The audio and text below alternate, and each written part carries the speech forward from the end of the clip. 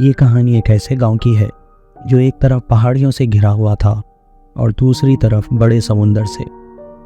गांव की आबादी कुछ ज़्यादा नहीं थी और यहाँ के लोग काफ़ी खुलूस और मोहब्बत वाले थे। इस गांव के आखिरी कोने में एक बहुत बड़ी पुरानी हवेली थी जिसमें कोई इंसान रहना पसंद नहीं करता था। हवेली कई सदियों से वहाँ थी। उसकी दीवारें नमकीन हवाओं से घिसी हुई थीं और उसके शीशे काले और बेजान लगते थे। कहा जाता था कि रात के अंधेरों में वहाँ अजीब वाक़यात होते हैं।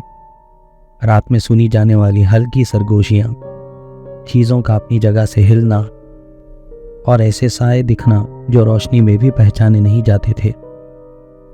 गांव के लोग अक्सर हवेली की बात पर खामोशी इख्तियार करते क्योंकि उन सबको यकीन था कि उस हवेली में एक जिन रहता है। वो हवेली करीब 20 साल से खाली थी, उस वक्त से जब उसमें रहने वाला आखिरी ख़ानदान एक रात अचानक हमेशा के लिए वहाँ से भाग गया। और फिर कई सालों बाद यूसुफ नाम का एक जवान लड़का जो पेशे से एक राइटर था, अपने दूर के चाचा की वजह से उस हवेली का वारिस बना। उसने इसे एक रहमत समझा क्योंकि वो शहर के शोर शराबे से तंग आ चुका था और एक ऐसी जगह तलाश कर रहा था जहाँ सुकून और तन्हाई हो, जिससे वो अपने लिखने का काम आसानी से कर सके। ये हवेली उसके लिए एक परफेक्ट जगह थी जैसी वो हमेशा से चाहता था।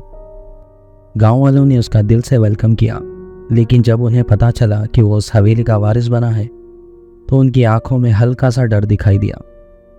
उन्होंने उसे हवेली के ताल्लुक से नई और पुरानी सब बातें बताने की कोशिश की, लेकिन यूसुफ एक नई सोच का इंसान था। वो इन पुरानी कहानियों पर यकीन नहीं करता। उसने उन बातों को गांव वालों का दिमागी वहम समझा और इग्नोर कर दिया। जब यूसुफ पहली दफ़ा उस हवेली में गया तो ये बिल्कुल वैसी ही थी जैसे उसने तस्वुर किया था।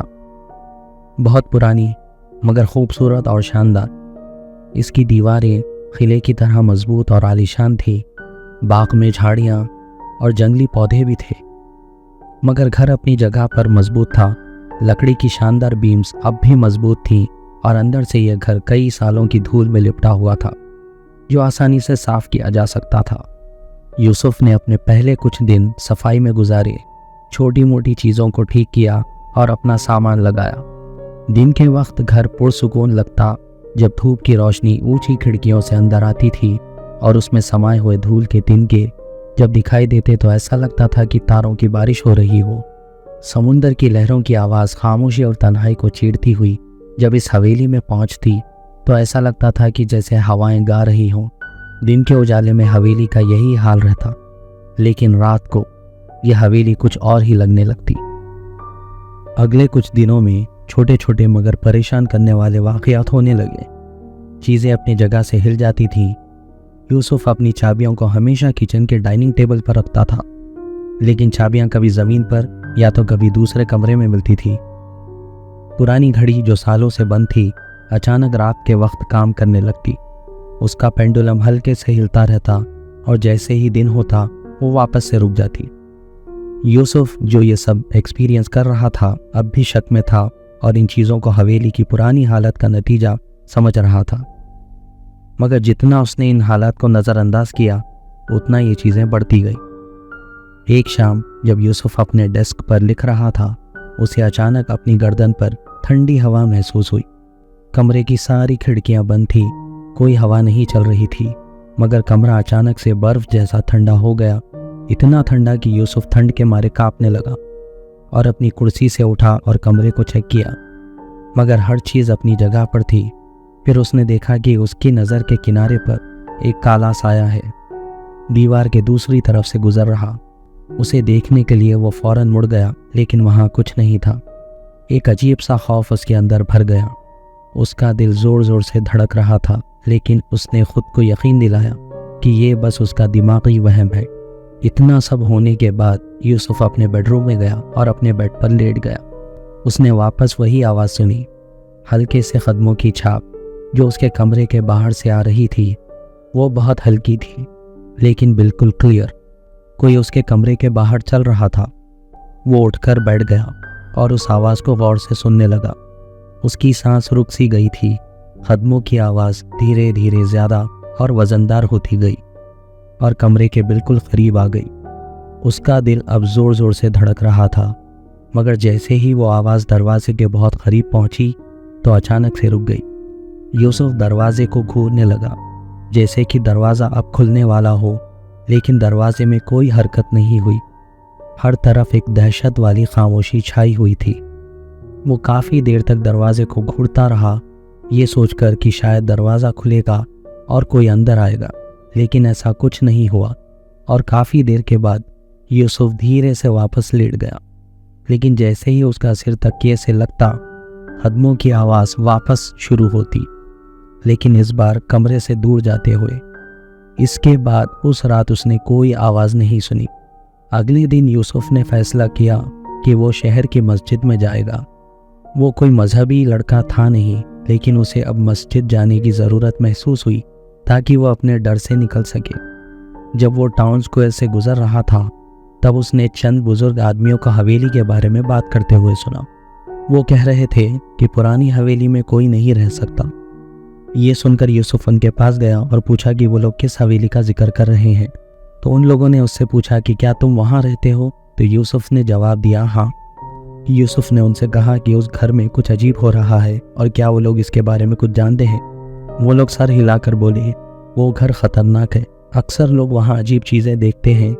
वहाँ एक बहुत ताकतवर जिन रहता है जो हवेली में किसी भी इंसान की मौजूदगी पसंद नहीं करता। ये सब सुनकर यूसुफ मस्जिद गया और वहाँ के इमाम साहब से मिला, जो एक नेक आदमी थे।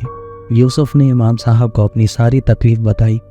इमाम साहब ने बड़े इत्मीनान और गौर के साथ यूसुफ की पूरी बात सुनी और पूछा कि जब वो उस घर में पहली बार दाखिल हुआ था तो क्या उसने कोई दुआ पढ़ी थी? यूसुफ ने सर हिलाते हुए ना का इशारा किया और कहा कि मुझे ज़रूरत महसूस नहीं हुई। इमाम साहब ने आहिस्ता से कहा, जिन एक पुरानी मखलूक है, ये हमारे साथ रहते हैं लेकिन हम उन्हें देख नहीं सकते। जब तुम उनका घर डिस्टर्ब करते हो दुआ के बगैर, तब तुम्हारे पास कोई हिफाजत नहीं होती। लगता है ये जिन तुम्हारी मौजूदगी से नाराज़ है। यूसुफ ये सब सुनकर सहम गया, मानो जैसे उसकी हिम्मत टूट गई हो। उसने इमाम साहब से पूछा कि अब उसे क्या करना चाहिए। इमाम साहब ने उससे कहा कि अपनी हिफाजत के लिए कुरान की वो आयतें पढ़े जो जिन से महफूज रखती हैं, और याद रखे कि जिन इंसान की तरह नहीं होते। अगर वो उन्हें इज्जत देगा तो हो सकता है कि जिन उसे छोड़ दे। उस शाम यूसुफ घर वापस गया। उसने एक मोमबत्ती जलाई और लिविंग रूम के बीच में बैठ गया। वो दुआ पढ़ रहा था जो इमाम साहब ने उसे बताई थी। उसकी आवाज़ खाली हवेली में गूंज रही थी और कई दिनों के बाद पहली मर्तबा हवा में एक सुकून सा महसूस हो रहा था, मगर यह सुकून ज़्यादा देर तक कायम नहीं रहा। सुबह के शुरुआती घंटों में जब यूसुफ की आंख लगी तब एक ज़ोर का धमाका सुनाई दिया, जिससे उसकी आंख खुल गई और वो फौरन जाग गया। उसका दिल अब तेज़ी से धड़क रहा था। वो आवाज़ किचन से आई थी। हिम्मत जमा करके उसने एक टॉर्च उठाई और धीरे धीरे हॉलवे से गुजरता हुआ किचन की तरफ बढ़ने लगा। जब वो किचन तक पहुंचा तो देखा कि दरवाज़ा खुला हुआ था। उसकी आंखें इधर उधर घूम गई। पहले तो सब कुछ ठीक लग रहा था, मगर फिर उसने एक ऐसी चीज़ देखी जिसने उसका खून ठंडा कर दिया। किचन की टेबल पर जहां उसने शाम को फलों की एक टोकरी रखी थी, वहां सिर्फ एक सड़ा हुआ सेब था। बाकी फल गायब थे और ये सेब ऐसे लग रहा था जैसे कई हफ्तों से सड़ा हुआ हो। इसका छिलका काला और मुरझाया हुआ था और इसके अंदर छोटे छोटे कीड़े चल रहे थे। इतने में पीछे से एक गरजदार आवाज़ आई और यूसुफ फौरन घूमा। उसका हाथ कांप रहा था। वहाँ टॉर्च की रोशनी के किनारे पर एक परछाई खड़ी थी। वो लंबी थी। इसका जिस्म इंसानों के मुकाबले काफ़ी लंबा था। उसके हाथ पांव भी इंसानों के मुकाबले कुछ ज़्यादा ही लंबे थे। वो परछाई काली थी। उसका चेहरा नज़र नहीं आ रहा था, मगर यूसुफ को इतना यकीन हो गया था कि वो परछाई उसकी तरफ ही देख रही है, क्योंकि उसकी आंखें अंधेरे में चमक रही थीं।